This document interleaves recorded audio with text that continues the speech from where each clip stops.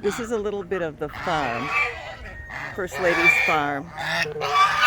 They're mostly, I would say it's a sanctuary for ducks and chickens and peacocks. I guess you can see coming toward me. Here they come.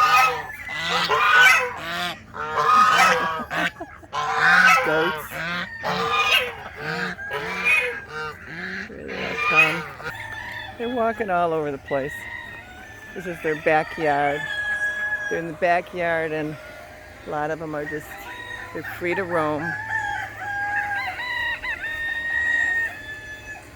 Got a little pond over there.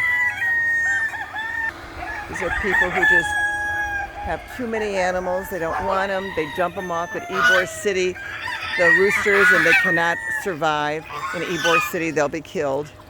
So allow them to come here. This is more they've got. They have dogs back here that protect from coyotes and everything. Hey, boys. Hey, doggies. Yeah, you're a good boy. You're a good boy. Yeah.